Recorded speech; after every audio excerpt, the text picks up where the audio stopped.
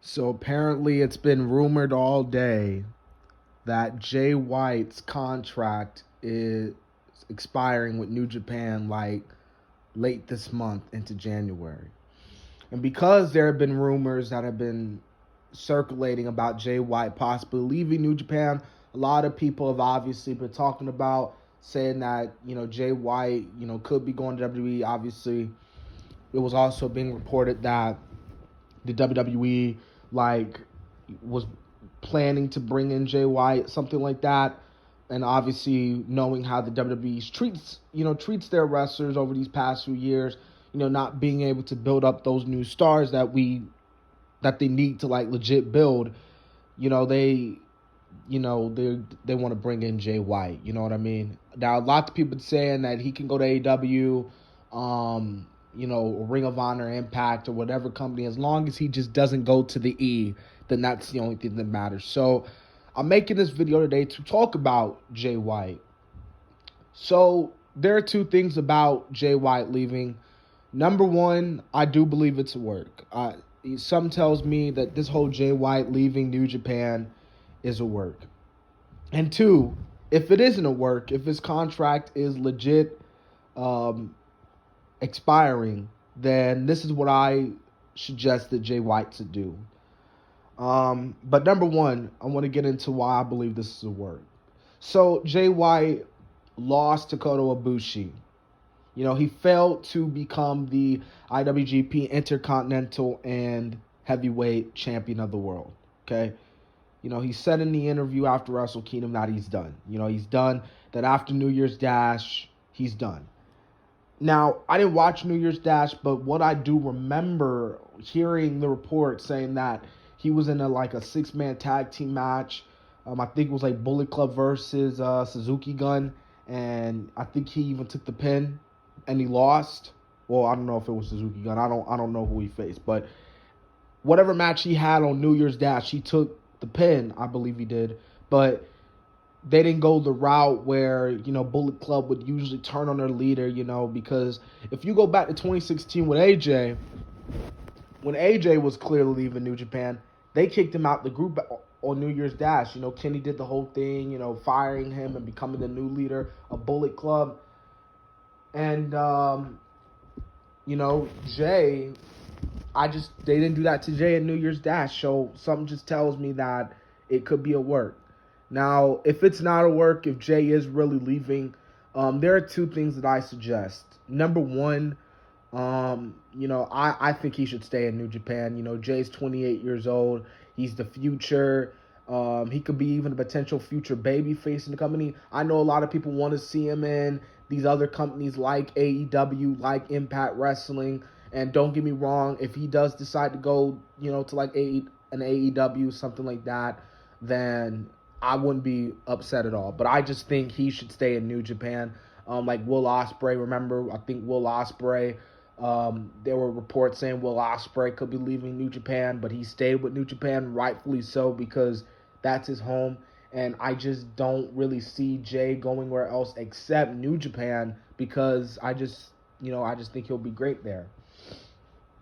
So yeah, man. So I think that's where Jay should stay at, man, in New Japan. If his contract is, find a way to get that contract expire, and he could stay with New Japan, because I don't think Jay White's gonna go to WWE. I think he's too smart for that, and even if he was to go to the WWE, they probably obviously wouldn't do anything good for him. They'll probably do something for him a little bit, like they'll give him a little bit of shine, but then they'll push him back down the card and push him lower down the card. And just for someone like Jay White, you're 28 years old, man. Like, at least with AJ, he didn't go to the WWE when he was young. He went there to the point where he's at the brink of retirement. I'm not saying AJ's at the brink of retirement, but he is in the last few years. Like, AJ's not going to go another like 15, 20 years in the ring. You know what I'm saying?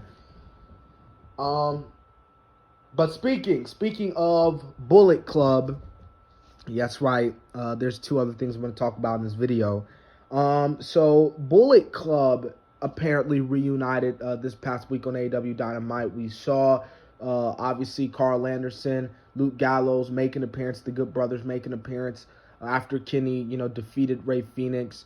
in the AEW World Title match, which was an amazing match, by the way. If you haven't seen it, go check it out. Like I said, man, Moxley came out trying to attack Kenny, and obviously, Luke Gallows, Carl Anderson coming in, helping Kenny Omega. The Young Bucks came out, and the Young Bucks and Kenny and the Good Brothers all threw up Too Sweet, which obviously means that the Bullet Club is back. Well, the Bullet Club, that group of Bullet Club is back. You know what I mean? Like Bullet Club Elite. You know what I mean? Something like that. Now, here's what I think. This is what I think will happen. So I don't really think this is a heel turn for the Young Bucks. They'll probably do a slow burn, but sooner or later, this is going to have the Young Bucks obviously turning on the Good Brothers, and we're going to see the Good Brothers versus the Young Bucks.